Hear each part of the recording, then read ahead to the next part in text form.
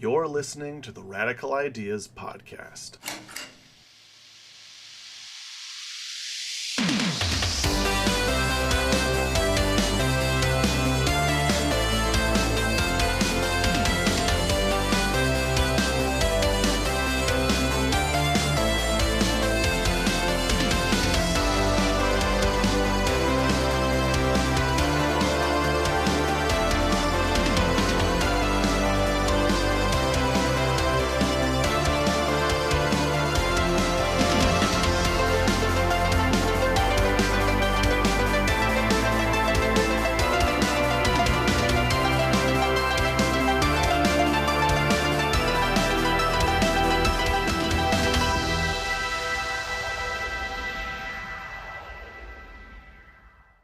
I failed you all! I failed you all, you guys. Since posting the Aquaman episode, I thought of a way better version of the movie. Do you know how foolish I feel right now? That this thing that I've been working on for so long, that immediately after posting it, I'm like, oh no, a better version. So real quick, here are the changes that I would make to this movie already that would make it way better.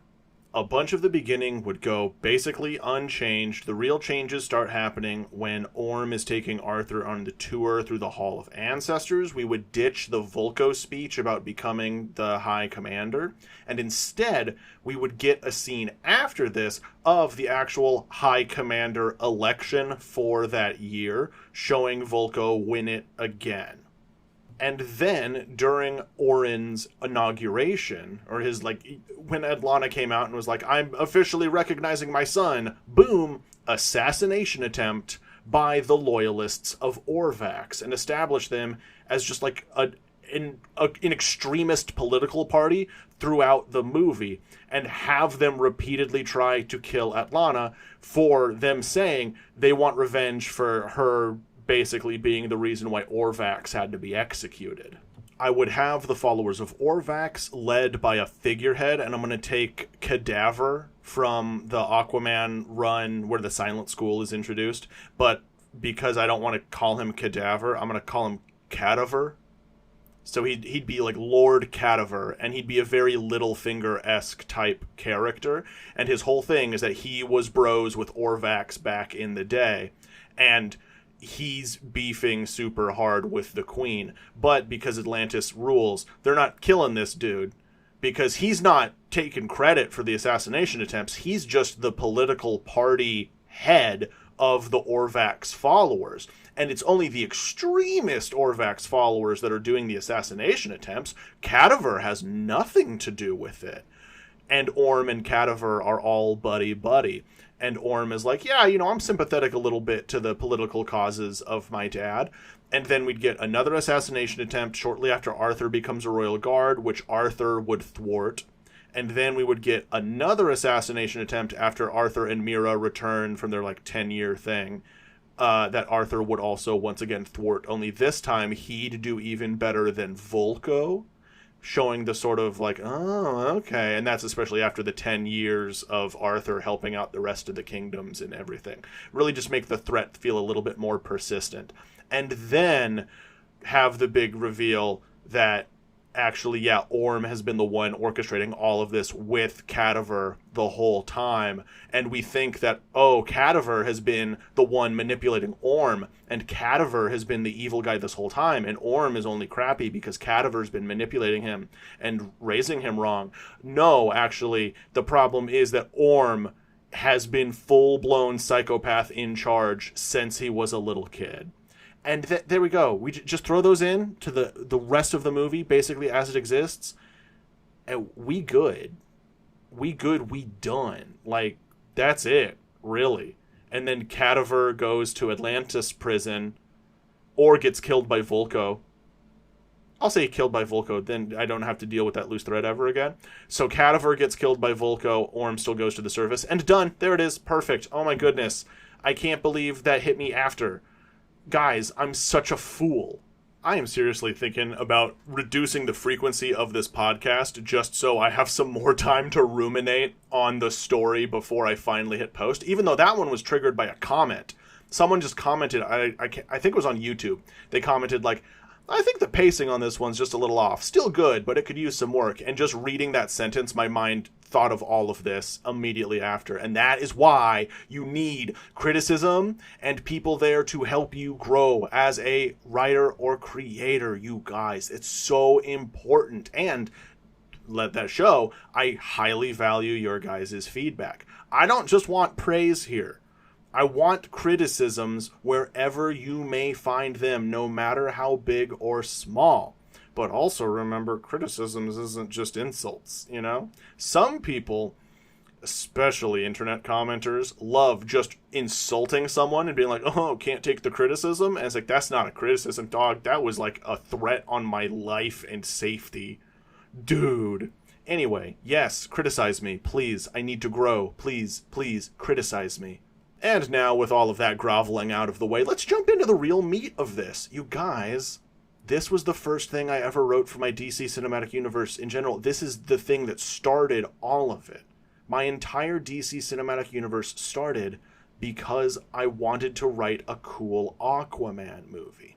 And a lot of people might ask, how has this changed since the first draft? Oh my goodness, let me tell you. My Aquaman originally was such an edgelord. I wanted to build up, originally he had some friends up on the surface because clearly he's a missing kid. And one of his friends, his childhood best friend, joined the Navy and like became like a rescue diver, or maybe the Coast Guard probably might be a better one for this, but I had a Navy confrontation in it. So I'm going with Navy. He joined the Navy to help people lost at sea because that's what he believed happened to Arthur. And so that's just been his big motivating force this whole time. And then he is the one that has interactions with Aquaman, and both of them are just like, hold up, are you my ride or die bro from when I was 10? And so like that was, I was tossing that around. That was a lot of fun at first. And then Arthur and Atlantis, a lot of that stuff has gone unchanged. It's only just grown more mature and more intricate with like the political stuff, largely because of Game of Thrones. That got me thinking about the politics of the world, and I really wanted to explain what the deal is with Atlantis. And so I came up with all of these concepts, a lot of concepts that are almost identical to what Young Justice ended up doing. So yeah, that was pretty cool to see when later Young Justice stuff was really going into Atlantis lore. And I was like, dude, that's like beat for beat my Atlantis lore. That rules, because I hadn't talked about any of my stuff publicly yet. So just the fact that DC writers were coming up with the same stuff and the audience was loving it that I'd written, that was such an ego boost. That was such a codifying, yeah, dude, you're going down the right path moment for me. So that was great. I just really wanted to know what the deal was with Atlantis. This is a hidden kingdom, a giant hidden kingdom under the ocean. I didn't like the idea of just one city. I wanted it to be bigger. I thought logically, this place is 2,000 plus years old. Ain't no way these people stayed in one spot. You will always have people who go, you know what? Man, screw this. And they would move out. Those people exist everywhere throughout all of time. There would not just be a singular isolationist society that lasted 2,000 years. So all of the other kingdoms got brought in. And I did copy-paste the kingdoms from Young Justice, because I didn't come up with all of the names. I'd written down some kingdom names, but they were stuff along the lines of like Poseidonus and Tritonus, oh yeah, it's going to be named after the children of Poseidon and stuff like that. So everything else, I absolutely yoinked from Young Justice. Young Justice did good with all of those kingdom names, and I wanted to use them. I thought this would also be a fun way to show the diversity of it and start hinting at the fact that Atlantis is not as pure as they like to claim. Because yeah, the followers of Poseidon were absolutely diverse. When he took that original batch in ancient Greece, there were absolutely people of different skin tones and all that stuff there. The problem is after 2,000 years, they would all homogenize, right? So to avoid that, the easy, obvious solution here is just more metahumans. So I just like to think that historically, as we know partially, it hasn't been quite fully, it doesn't really get fully talked about in actual lore of my DC universe in terms of on camera, the characters are just talking about it. But the Greek gods in my DC cinematic universe are just metahumans. There's nothing too fantastical behind them yet. I mean, there's a little, but I'll get there with later. God, I make you guys wait 3 phases for the reveal of that. You know what? Never mind. The Titans. I mean, I say it in this one. The Titans of just Greek mythology, the Greek gods fought and stole the powers of. So the Titans were just big, extra-dimensional, magical monstrosities of all these different things. And the Greek gods, which were they were a family of metahumans born 2,000 years ago that were insanely strong and gifted with magic. So they were, of course, you'd call them gods. They were like, we got to go fight these guys. And so they did. And thanks to the amazing technical prowess of Hephaestus and the magical knowledge of the gods, they yoinked those people's powers. So Poseidon was basically born with all of the traditional powers we'd view Aquaman being born with. And then he yoinked the god of the sea's whole stees for himself. And that's what really elevated him to god of the ocean. That's why the trident can control the seas itself. It's full blown. Dude's basically a god. And then I had it in lore that when the kingdom of Poseidonus, which was just Atlantis or whatever you want to call it back in ancient Greece, was under attack because everyone was angry that Poseidon treated his followers so well, because that's the city where he lived personally. And if you lived there, Poseidon was taking care of you. And the rest of the Greeks and the rest of the surrounding area didn't like this, so they tried to kill the city one day. And Poseidon, being the total bro that he was like, yo, I gotta save all my people. So he summoned all the power he could. He ripped Atlantis from the land, plonked it into the middle of the ocean, and then divided his godly power amongst all of his followers, magically mutating them into beings that could survive in the oceans. And then Poseidon's kids, Neptune and Triton and all them, they got to show these people how to live under the ocean. And then I just go with the very easy established lore of it's been an unbroken line of succession from Poseidon to Arthur, because I feel like, one, that makes the audience sort of view Arthur as more important already, on top of just being the king. I'm like, oh no, straight up descended from the gods. But also remember, it's been 2,000 years. Most of Atlantis is descended from the gods at this point.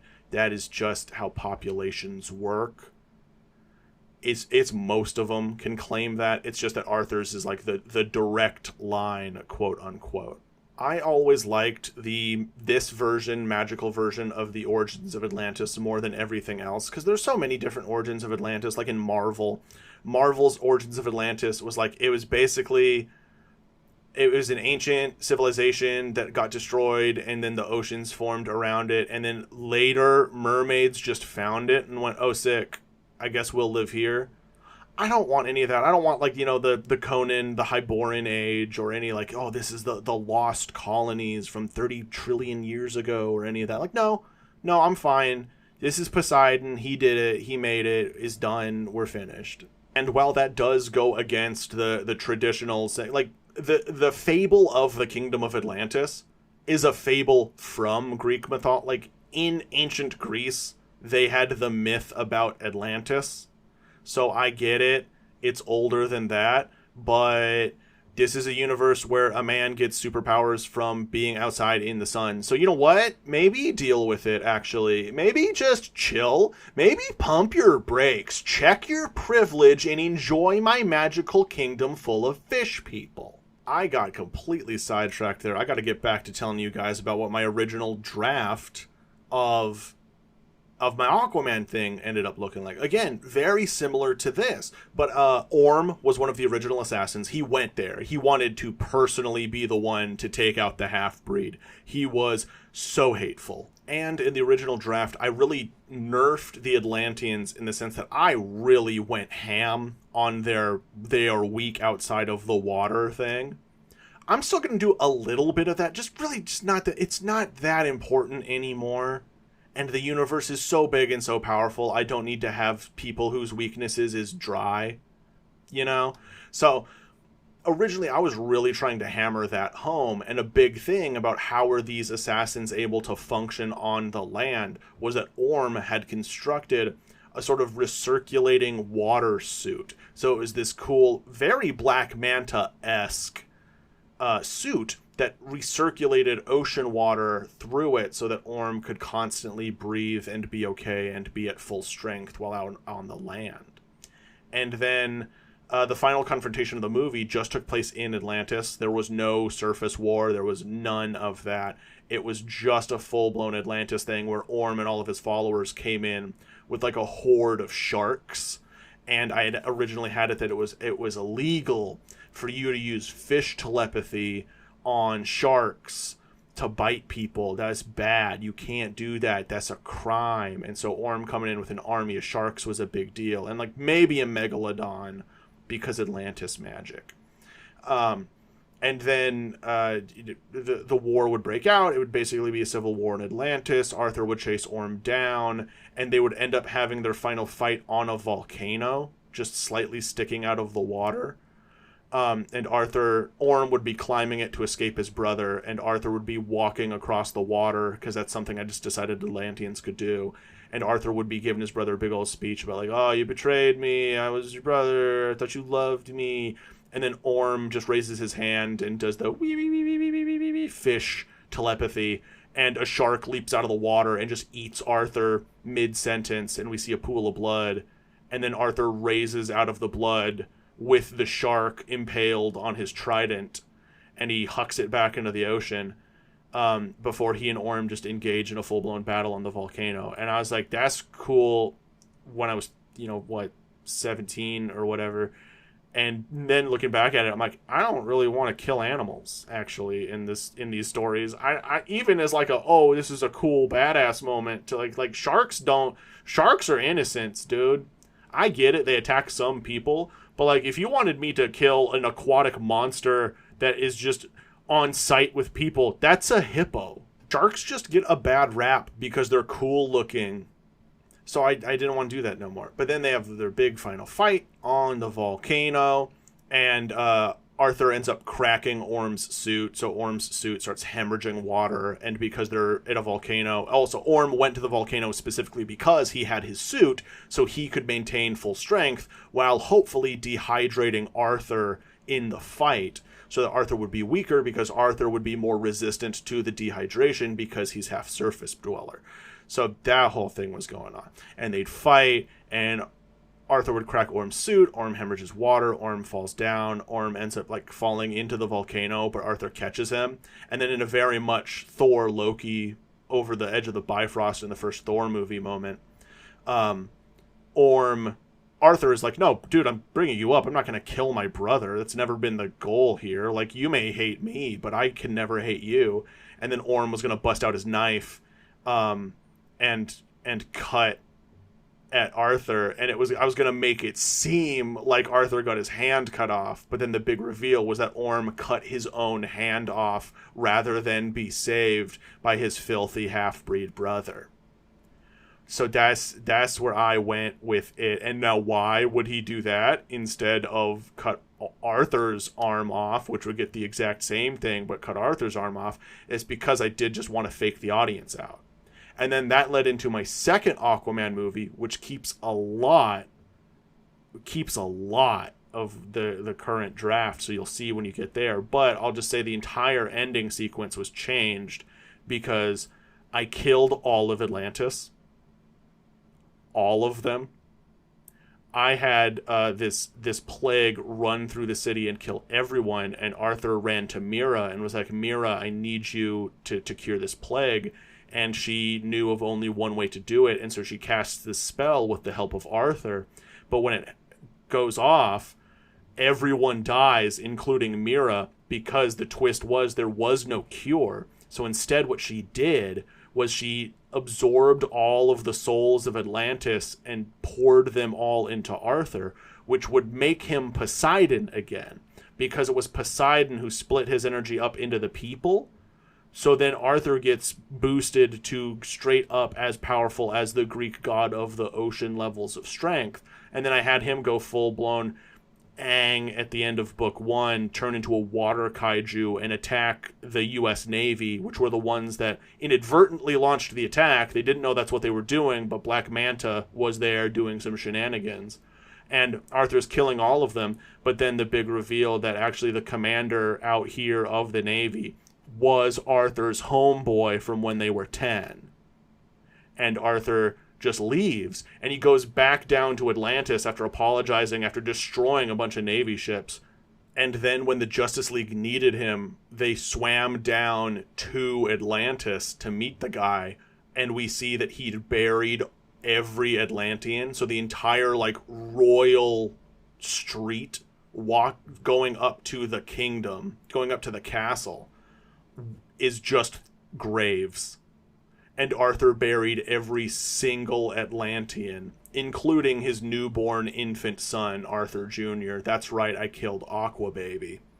And when they find Arthur, he's sitting on the throne holding his trident, and we see that, like, his hand has turned into water because he just kind of is the ocean, but he's just sitting there, and he's, like, grown all over with barnacles and stuff because he hasn't moved, because he's just, like, been the ocean for a while. And the Justice League have to come in and sort of slap him out of it and be like, we need your help to stop.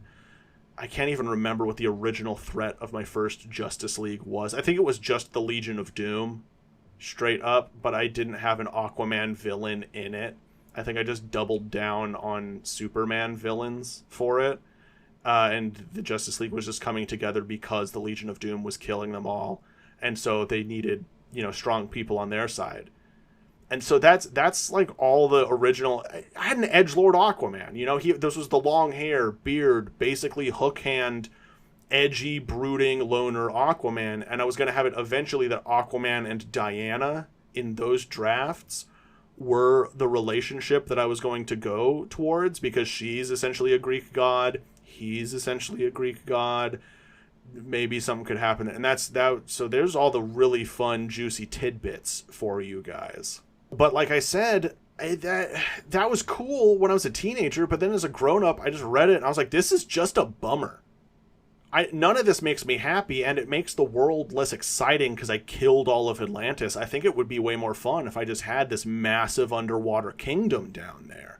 And so that's the route I went with it. I'm still going for some bummers in stories, but I just didn't need that big of a bummer to happen. If I'm going to do a bummer, it's not going to be to a mass group of people. I'm going to just really bum out one dude. And that is when I started rewriting everything into the current version that it has. And the biggest, most important part of that rewrite was the inclusion of Vulco. He was completely absent in my first draft. I didn't have Arthur having a mentor. And in this version, I needed one. I wanted the guy. Vulco is who Arthur wanted to grow up to be. Vulco was Aquaman before Aquaman was Aquaman. A big thing I'm doing in my universe is sort of the passing of mantles.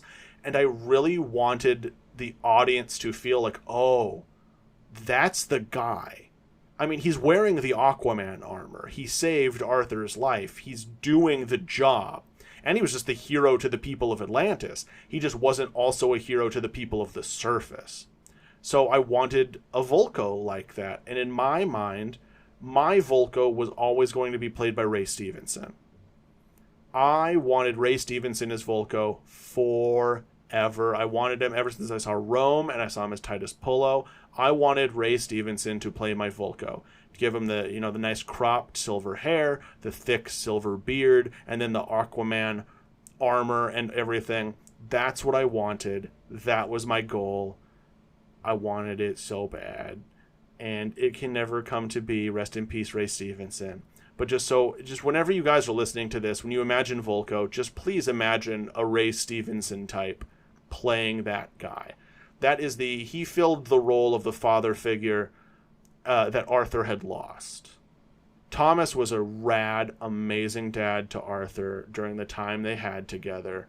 But then in the last 20 years, that father figure role has been filled by Vulco, especially because I wanted to drive home that Atlana, despite her great, like her best efforts, she wasn't that great of a mom because she's also a queen. She had her responsibilities and she didn't do that kind of stuff. And Arthur wanting that type of connection was strange and kind of foreign to the people of Atlantis, to the royal family of Atlantis. And that's what bore the scene of Arthur being like, oh, well, we're still going to be family and everything, right? But Atlana and Orm are both sitting there like, no, dude, when you give up your royal duties, we're just going to treat you like any other guy. Like, that's really it. Even though Atlana then clearly does not, because the conclusion that she and Vulco come to. If any other member of the High Guard had done what Arthur did, probably would have been a very different outcome. Like, I'm not gonna lie, Arthur skated by on nepotism privilege right there, you guys. But Atlana she's already sympathetic to the people of the surface. She was already planning for them to expose themselves. She was just trying to figure out the best way to do it, and the best way to do it without upsetting a bunch of political rivals and a whole bunch of her people. And then Arthur just did it without permission. That's the queen should have killed him right then and there, but of course she didn't. It's her son, and he's like a favorite of Atlantis. There's a million different ways that could have broke bad. I've talked about a lot of what I want to talk about for this movie already, so I'm just going to jump ahead to the ending of the flooding of New York in that final battle. I included Superman and the Flash. I did this. My number one pet peeve with shared universe stories is, where is everyone else? You can't introduce a worldwide or massive catastrophe threat in a world where there are heroes who exist who could easily get there in time to help, and then they just don't. That is why me watching Batman vs. Superman, I am livid the entire time, because that movie asks us to believe that actually most of the Justice League were there, and also Atlantis exists. And that's like the problem with the Aquaman movies following those movies, is they established that Atlantis has massive military force and incredibly high-tech ships and a whole bunch of weapons, and they are not to be trifled with. And yet Zod and his cronies were able to fire a terraforming beam into the ocean undisturbed. No, that wasn't a threat. They could have thrown in anything about like, oh, it's only going to terraform the outside and that's not going to mess with the ocean, but they didn't. So like, no, an entire kingdom should not have let that slide. And then they were like, oh yeah, also Wonder Woman is here and she can fly and she doesn't care, and the Flash exists but he's not going to care. And I didn't like it. It really irked me, and I complained about it on Tumblr back in the day about it, and got so harassed. I got so harassed by the Snyder fanboys back then. I deleted all of those posts. But it irks me to no end. I loved in Batman v Superman when they established that Batman actually watched everything happen and was there, and just he'd quit for a bit, and so he was on the floor while all that stuff was happening. I loved that. That was great. I was like, oh, thank you. That scratches an itch I needed scratched. No one else has that excuse, and it upsets me. So in my universe, that's never a thing. And you may giggle and go, haha, oh, silly Dave. Surely not. Never. No. Never. I don't let it happen. I have a reason why every single person was not there to help when stuff went down. And guys, so much of this is so easy because the easiest explanation is simply time and location. The attack of New York happened. The entire thing was less than 2 hours. Of the superheroes I have established that are there, that are walking around doing everything at the time of this movie, the only active ones are Superman and the Flash, and I have both of them get there.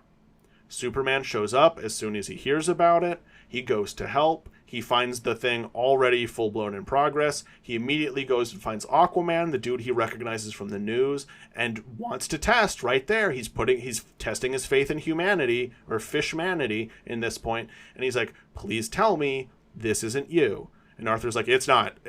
Trust me on this, it ain't me. And Superman's like, rad, I'm gonna go beat up the guy that is doing it then. And that's when Arthur's like, no, actually, I need you even more trust. I need you to let me do this, or else this whole victory will mean nothing. And so Superman does. Superman's like, okay, I'm going to go beat up everyone else, and I'm going to go save as many people as possible. You have, like, this amount of time, or else I'm ending this because I'm prioritizing human lives here. So let's do this thing. Because that is Superman. That is what he would do in that situation. He believes in humanity, he trusts people, and he wants the greater good as the outcome. So he went with it. He trusted his gut. He trusted Arthur. That's what happened. Where was Barry Allen during all of this? He was at work. He is a crime scene investigator. That dude was doing lab work. That dude just didn't look at his phone. That dude didn't hear the news. He probably had headphones in and was just vibing and doing some science for a bit. So by the time he hears about it and gets there, he is excited because, like, oh my goodness, mermaids exist. There's a mermaid invasion. I'm going to go save a bunch of people and fight some mermaids. And he shows up and he finds Superman shaking hands with King of the Mermaids, and everything's already done. Except cleanup. That's where Barry was. Where was the fastest man in the world? Why is the fastest man in the world late? 1, read a Flash comic. That dude is always late. And 2, is because he was doing another very important job and just didn't look like... just by the grace of he didn't look at his phone. These people aren't glued to their... I get that that is a generational gap, I think, that exists. I think people 10 years younger than me are on their phones so much more than I am. And that's not a judgment. That isn't a judgment. I think that this is just a quantifying fact. I think people younger than me are way more on their phones than I am. And I'm giving all of these heroes what I consider a normal amount of phone time. So they're away from their phones, and the heroes having time away from their phones is also very important for a very tragic thing coming up in the future. If you know, you know, and if you don't, get ready. But yeah, this Barry didn't check. Barry didn't hear the news that New York got invaded by the mermaids. He was just busy. He was doing crime scene stuff, man. He has another job, and it's also very important because, like, he was probably looking into a murder that happened. So he was like, I'm not going to get distracted. I'm going to solve this murder. But while he's solving a murder, mermaids is invading. So yeah, and that's where Flash was. And then he shows up at the end and helps clean up. It was just over by the time he figured it out because it just wasn't that long of an invasion. Like, straight up, Orm hit probably 10, 15, 20 minutes later even. Let's go crazy. Let's go 40 minutes later. Arthur shows up, and then it's a full-blown mermaid war in the middle of New York, and then it's won and then unsunk maybe 30 minutes after that. So the whole time, the city's underwater for about an hour. So yeah, and then why did Superman show up so late? Also, probably similar thing. Like, think about the world and how big that is. Tell me right now there isn't one other catastrophic event happening somewhere else that Superman could have been doing for 40 minutes. That's what I'm talking about. That is the level of shared universe stuff I am striving for the whole time. There's not going to be a perfect answer for a lot of stuff, but the answer is going to end up just being like, they're also human. I get it. Superman is an alien, but human is in, like, he's a person. He can make human mistakes or be human busy. And that's also why I removed his global level of super hearing. So also this stuff can happen. And also just because the global level of super hearing, Superman just wouldn't stop, man. That dude would just keep going until he burned out. It would torment him more than it would do anything. I'll give him city level super hearing. You're fine. You get like 99% of the same stuff you want. Who cares if Superman can't hear a butterfly flap its wings in Tibet next to some monks, right? No one actually cares. It doesn't actually do anything. Some of the fanboys will try to say that they care. They don't. They don't. They just want to watch big, strong punches, and I'll give you guys big, strong punches. Literally, the only other person active doing stuff in this universe at this time who could have heard about it and showed up and possibly thought of any way to actually do something to help would be Ms. Martian. And again, there is a very valid reason why she is not there. We'll get that later, but yeah, Ms. Martian could not show up at the time. And like that, we've hit the Q&A section of the episode. Jumping off, Weiss Belladonna says, I have a couple questions. How would you handle the Atlantean language in the film once Arthur becomes fluent in it? Would we hear the movie in the Watcher's language with the assumption that it's just kind of being translated for us to understand? Or are you going to pull a Young Justice and have the entirety of the film be in a fictional language? Nope, I'm absolutely doing the thing of as soon as Arthur learns Atlantean, we just all hear English. We just all hear English at that point. We skip over it entirely. We would have, little kid Arthur hear Atlantean spoken around him. And then with a time skip, as soon as Orm is like, oh, your Atlantean's way better, it's English. And the assumption is just like, please everyone pretend they're speaking fish. Weiss then asks, what caused you to change Orm's snapping point from the original plan of overhearing Atlana and Vulco making Arthur king instead of Orm? I decided against it because I thought that Atlana and Vulco, especially immediately following a Mad King, would want to avoid that consolidation of power. They would realize, like, oh my goodness, Arthur is about to become the champion, and we'd be making him the king.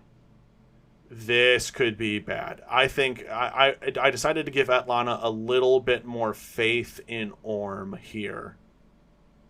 And still stick with her son was going to be king and Arthur would be the champion. And hopefully her two sons could be the reason why the surface and Atlantis could work together. I just wanted to give her a little bit more faith in her kids. Weiss then asks, how would you have Arthur look? And then just, a general description of a bunch of different famous Aquaman looks. First movie, short blonde hair, clean shaven. That hair is going to get longer, and that beard is going to grow throughout the films. I'm talking like Justice League. We're going to have a little bit wavier blonde hair Aquaman, some nice locks going on. And then Aquaman 2, we got the longer hair and the beard. And then Aquaman 3, and like the other Justice League movie, like the hair's just going to keep getting longer. By the time of Aquaman 3, that dude has his long, flowing, blonde, luscious locks and a thick, Poseidon-y beard. Weiss then asks, how will the small interactions between Superman, Flash, and Aquaman in this film change the plot of your first Justice League movie? Not much. This is really just Superman trusts Aquaman, so that doesn't really change anything. If anything, this is just going to be why Superman is more open to going to do this stuff, and why the Flash is so shocked when everything starts going down. When we get there. But this is spoilers for some people. We'll get there. We'll get there. This isn't going to change too much other than Superman and Aquaman have met. Flash didn't even get to meet him. He just got there too late. He was just in the crowd being like, like he did. I'll maybe have a little line about him being like, I showed up. I helped clean. What's up? Weiss then asks, what got you to change Arthur being identical to the god of Poseidon to him being identical to King Orin? I just decided that having him be identical to the guy I wanted him named after would hit a little bit more in terms of it's playing off of the Atlantean people's nostalgia for a lost great king. And not really too much reason other than that. Really, just that's kind of it. And I just didn't think the Arthur and Poseidon thing would be that important, because I just don't think we'd ever actually see Poseidon ever in the entire universe. So my idea of casting Aquaman to play Poseidon and just dyeing his hair black for it just kind of lost, because that's another thing that I threw out from an earlier script was eventually Aquaman was going to be there in the second Wonder Woman movie, my edgy Aquaman, and they were going to go confront the gods while they were hunting Ares. And And Poseidon was gonna smack talk Aquaman and be like, "You're not worthy of your trident," and like basically Mjolnir summon the trident back to his hand. But then Aquaman was gonna raise his hand to Poseidon and be like, "You're not worthy of yours," and pull his trident out of his hand as a sort of stalemate of like, "Ooh, he got you." But again, as edgelord Aquaman, which I ain't doing. And Weiss's last question is, while it's obvious that this is Superman and the Flash's first time meeting Arthur, is it the first time Barry and Clark have met in universe? Actually, like I just said, Barry didn't get to meet him. He was too late. Superman was flying off to do his own thing. Like, maybe they would have had a chat when fixing New York, but I don't know. I think it's funnier, and it doesn't really change anything. I just think it's funnier and better if Barry just totally whiffed and just missed. He didn't get to say hi to either of them, and they both left, and he gets to go back home to Iris and be like, I didn't even get to say hi. Oh, I feel so embarrassed. Like, I just feel like that'd be a really fun Barry moment. Davros asks, since Tula is the granddaughter of a mad king and the daughter of a cruel despot, do you plan on having the Atlanteans be wary around her, or is Arthur's word good enough to convince the general public? It is full-blown Arthur's word is good enough. Arthur is going to come in there. He already won all of the hope of the people, all of the trust. And so when he gets up there and states like, hey, none of you guys better be mean to my niece. She is the best. And also he basically adopts her at that point of like, she is my successor. She's taken over. She's going to be by my side this whole time. People just trust Arthur. This is totally like, you know, they view him as the returning of the original King Orin, and they're like, oh, heck yeah, dude, please, oh my goodness, please. And Atlana was great too, and Tula is also the granddaughter of her. So we can't discount that Lori Lamaris, beloved by the people, Atlana, beloved by the people, Arthur, beloved by the people, Orvax, not, Orm, not. But just mathematically, they're banking on Tula's probably going to be good.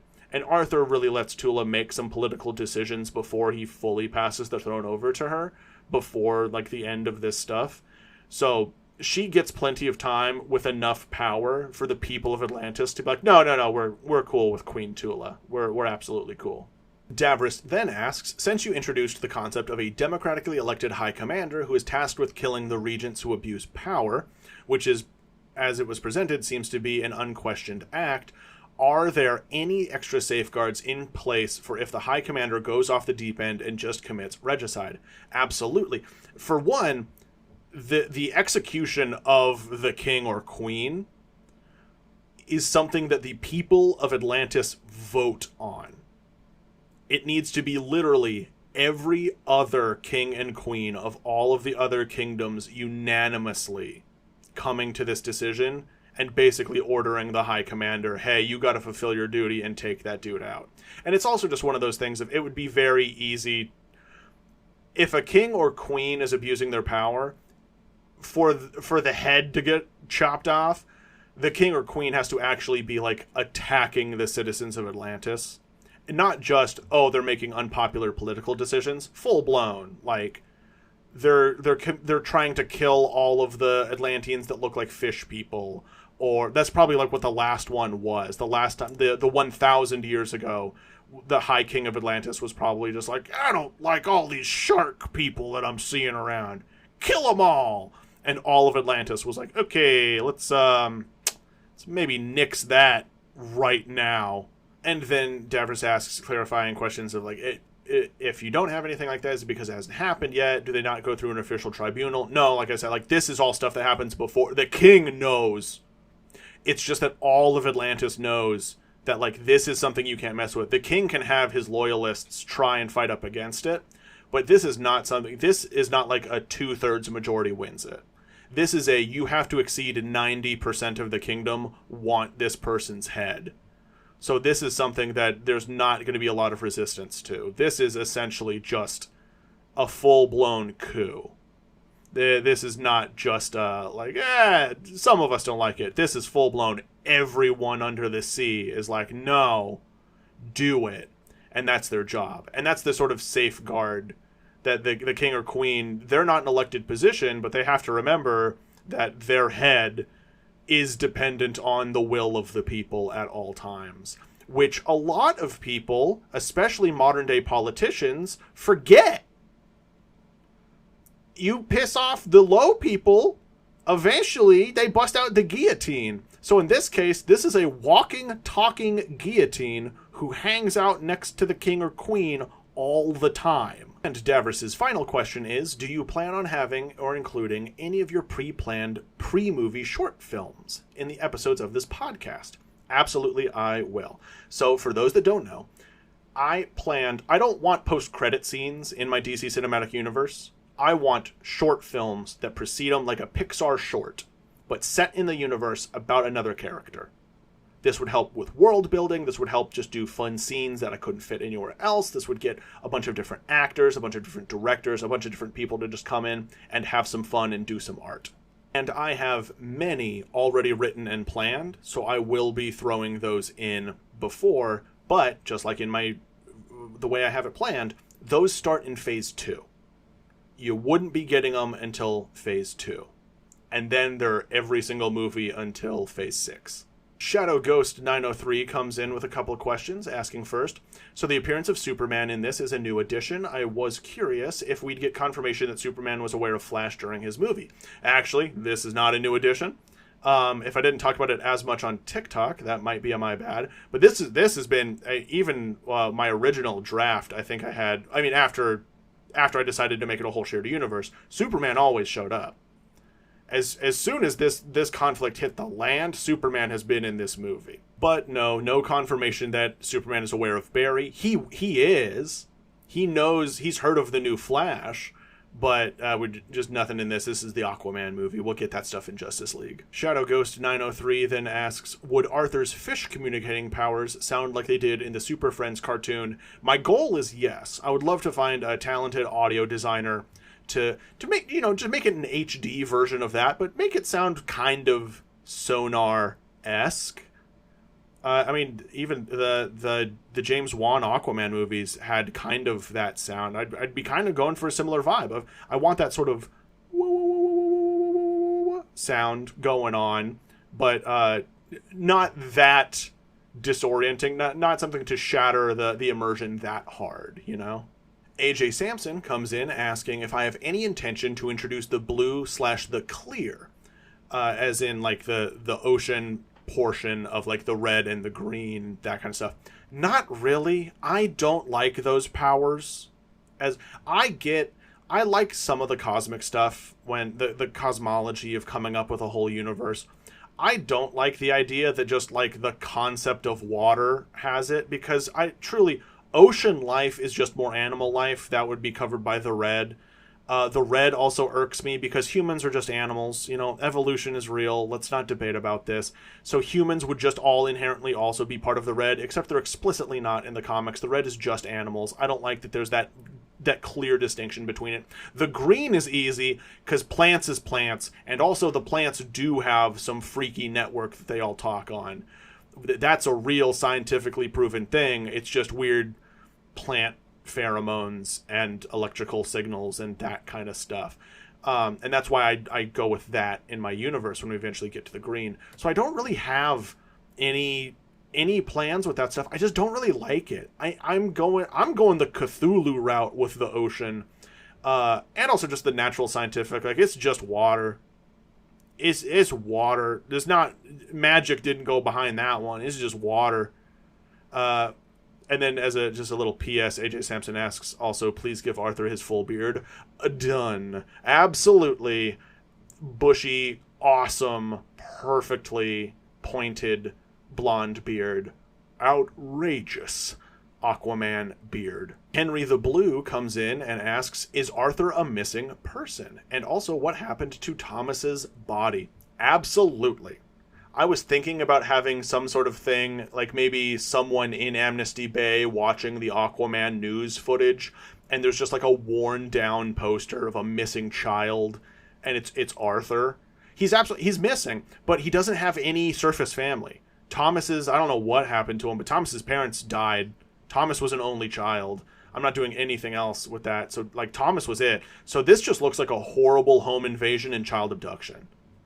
And then when they find Arthur's blood and the blood of some other guys on the docks, they're just assuming like, hey man, someone came in up on a boat during the storm and abducted this kid. But on top of that, that means Atlantean blood was probably out there. Like maybe the ocean washed it away, or maybe I could throw in a little thing of Vulco making sure to really clean that part of the scene. But I mean, Thomas shot a couple of them. He drew blood on I think one guy. So I think maybe the cops got some weird, strange Atlantean blood that they don't know what to make of. Like they look at the DNA and they're like, this is human, but this isn't metahuman. This isn't anything normal. I don't know what this is. I think this was just guys, I think a weird thing took him. And I think it's just been a cold case.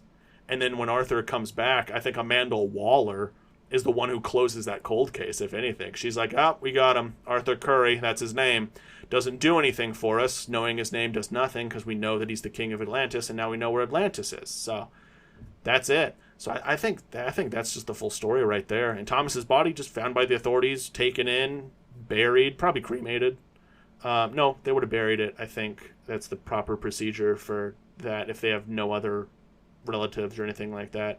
So that's it. It's a sad story, man. Thomas, that's the fate of Thomas Curry. Messiah Master steps in with a couple of questions. One, what made you include Superman and Flash appearing in this episode? Like I said, shared universe. They would know. This is a big... I flooded to New York. They would know that happened. They'd have to show up and do that. Messiah Master then asks, does Arthur ever get to go back and grieve his father? I think he did when he was younger, but I might maybe throw in a future movie, Aquaman finding where they buried his dad. That could be really cool, actually. I'll throw... You know what? Chalk it in. That's going in Justice League 2. I'm going to do that. If I don't remember it... I owe you Mountain Dew Baja Blast. And if you don't like it, tough. That's all I owe you. The coupon's good for one. If I don't include that, that's all I owe you. And then Messiah Master asks, how strong are Atlanteans? Are they comparable to Amazonians or just as strong as our man? I can't believe I forgot to mention this in the before the questions part. No, Atlanteans are busted. I took this full-blown scientifically. When Poseidon mutated Atlanteans to withstand the ocean, he basically magically mutated them into a race that could just physically withstand the pressures of the ocean. So the pressure at the bottom of the Mariana Trench is 1,000 times the pressure up here. Just like air pressure versus water pressure wise. It's 1,000 times the force. So Atlantean skeletons are 1,000 times stronger than humans. Their muscles are 1,000 times stronger than ours. Where I struggle to lift 150 pounds, Arthur struggles to lift 150,000 pounds. And he's fit for an Atlantean. So we could probably up that. Arthur is busted. Atlantis versus Amazonians would not be a fair fight. It would be wild in this world, because all the Amazonians is Spider-Man levels, which are very, very good, very, very strong. But that's like 50,000 to 100,000 pounds maximum. And Aquaman, our boy, is double that. Oh, I guess that, you know what? I guess that does put him decently close.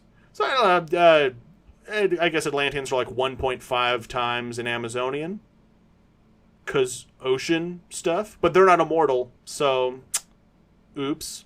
King steps in and asks, are the structural parallels between your Aquaman and Superman movies intentional, with the whole seeing them grow up, 10 years of montage, good deeds, and all that kind of stuff, and everything mirroring each other? Was this intentional? At first it wasn't, because I was 17 and writing these movies, and I was just kind of making the same movie twice. So at first it wasn't. As I've evolved as a writer, yes, absolutely they are, because the whole point is that Aquaman and Superman, they're very similar. In the same way that Barry is just like a less traumatized version of Bruce, I think Arthur is just a more rigorous version of Clark. Like just a much more professional, regal. militarist. I don't know. Arthur is a parallel to Clark in a sense. Like they act similarly. And then Bruce and Barry are going to act similarly in the same way. So yes, it was intentional to show, also just to show that, especially with those two guys, their origin stories are, I mean, Superman's just hadn't been seen in a while. Now that's not true. Aquaman's hadn't been seen ever. Again, also now not true. And so I wanted to show their childhoods. And both of them are the ones that have been doing stuff the whole time. Clark started helping people as soon as his powers developed. Arthur started helping people as soon as he could. Like we would get the 10-year montages of these guys and the 10-year time skips and all that kind of stuff to show that these guys have been doing. They didn't just pop onto the scene. Their origins disallow for that. Barry doesn't get a 10-year thing for that because Barry is an adult who got hit by lightning like 2 months ago. Arthur and Clark were born with these abilities and have been using them since they were kids to help. King then asks, how do the logistics of hybrids work? Like, would Tula have some Mer features, or does she look completely humanoid Atlantean? Tula looks completely humanoid Atlantean. I get to talk about a fun thing now. The fish Mer people in Atlantis, they have what I call the Chimera metagene. In my universe, the metagenes have different variations. This is why we get people with lightning powers. This is why we get people with super strength. This is why we get, different variations or similar strains of powers. And in this case, this is the Chimera metagene, which to me means that someone with this metagene has basically a blank slate. And somehow they get bitten by an animal, or they exchange blood with an animal. And then the meta DNA absorbs what it views as the most important parts of that animal and stores it. And then a future child born with that metagene, whenever they're born with an active one, from the jump, inherits those features as well. The reason there are no Atlanteans who have metagenes that look like surface creatures is simply just law of large numbers. Atlanteans haven't been interacting with surface creatures to inherit traits from them. There absolutely could be, like, a character called Tiger Shark, who is a Mer tiger. That could be a thing. The problem is Atlanteans aren't up there doing that stuff. And the ones that are, like the Atlantean spies that I established the existence of in this movie, they're good at their jobs. They're not going to get bit by just some random thing. And so that's why we have like the royal family of the Kingdom of Nanalve and Lori Lamaris and her family and all that kind of stuff. These are people who they have that Chimera metagene, and with Lori and her family, I don't know, maybe it was a barracuda or something along those lines that got mixed in there. It could also just be like the blood of some fish and like maybe her ancestor was just cutting fish and cut their finger and that was really it. And then like Nanalve is, like 4 generations ago or whatever, the king of Nanalve got bit by a great white shark trying to prove a point or something. And then boom, great grandson, King Shark. Heck yeah. The monarch of great power steps in with several questions about Atlantean politics and history. First, how does the ocean political system work? The High Kingdom of Atlantis consists of 8 underwater kingdoms. 7 of those kingdoms are known as the Lower Kingdoms, and they have their own kings and queens, their own forms of power. They are independently governed by those kings and queens. But then all of them answer to the High King, which is the direct descendant of Poseidon, and they are the ones who sit atop the throne of Poseidonus, which is viewed as the capital of the entire underwater, essentially, country. What are the territory for the other kingdoms owned? That's not a really great thing to convey in an audio format, but big ocean, the borders are probably very, very nebulous. It's mostly just where they actually have buildings built. And most of the kingdoms try to stay huddled for the sake of still hiding from the ever-growing, ever-encroaching surface dwellers. They then ask, how long have the Atlantean or sea people existed? 2,000 years from when Poseidon done made them. And then everyone else is a mix of metahumans that were born with essentially that Atlantean metagene that Poseidon was born with. Probably also descendants from Poseidon, at least for sure descendants of Vandal Savage. Spoilers. That just moved underwater one day and ran into Atlanteans and moved there because they're like, oh, hey, a whole kingdom of people who live under the ocean. Can I stay? And they're like, yeah, we got no beef with you. You're a fish person too. Absolutely welcome. Do the Atlanteans and Amazonians know of each other's existence? They do. They do, and it's just sort of an agreed upon thing that they do not beef with each other. And would the JSA know about the existence of Atlantis from Diana? No. That is a sworn to secrecy thing. Diana does not go exposing the existence of the JSA probably doesn't even know about the other tribes of the Amazons. They know about the island of Themyscira, and that's probably it. Diana does not expose anyone's secrets but her own. Scissor Hans asks, will we ever see Arthur lose a hand and gain a prosthetic just like in Justice League Unlimited? Oh, hell yeah, you will. But you gotta wait. I make you earn it. Nanad _ so many ones in a row asks, how much time passes between voting for High Commander? 10 years. I think 10 is the cycle. And then you can keep winning it. This is one of those, I guess it's not really problematic. It doesn't have a term limit in terms of you can run as many times as you want, but it is a physical meritocracy. You have to be physically capable of cutting the king's head off, and you have to be the champion and best defender of Atlantis. And Vulco has just been in his prime for a hot minute. Vulco got elected at like 20, and that dude rocks it through until his 50s when Arthur takes over. Vulco is probably also one of the longest lasting high commanders in Atlantean history because Vulco is that guy. Vulco's just great at his job. Everyone's like, who should we rock with? The last dude. Especially after the fact that they had to call him on it. Maybe his second term doing it, they were like, hey, actually, you gotta kill the king. And he did it. And they were like, he actually did the job. And then he brought the queen back safe and sound because he also hid her from this guy. This dude rules. Like, Vulco, everyone loved Vulco. That was one thing. Like, Orm does not have the political sway to turn people against Vulco. He had to wait for Vulco to get voted out. Because Vulco is everyone's favorite.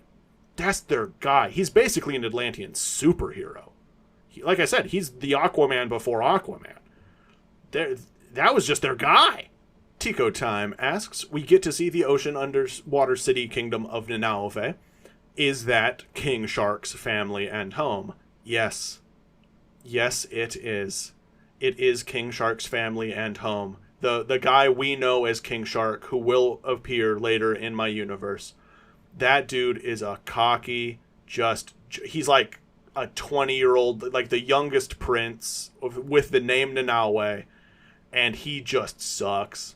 He's just self-righteous, he's a jerk, and he decides, I'm gonna go eat people, and just runs up there. And so Arthur's like, just keep him. When that dude gets arrested, Arthur's like, keep him. I'm not dealing with this. You just keep him. And the final question comes from username The Bird Guy from Mass Effect with a profile picture of Garrus. Weird question, but will there be any references to Poseidon also being the god of earthquakes and horses in the future Aquaman movies? Most media usually only focuses on the ocean stuff. I can throw that in there. Why not? Just some fun little bit. I'll have Arthur. Arthur wouldn't want to cause an earthquake, though. That's a big deal. Arthur will just be really good with horses. I don't know where I can throw that in at all, but I'll throw something in about the horses. And like that, we come to the end of yet another commentary episode. Thank you all for listening.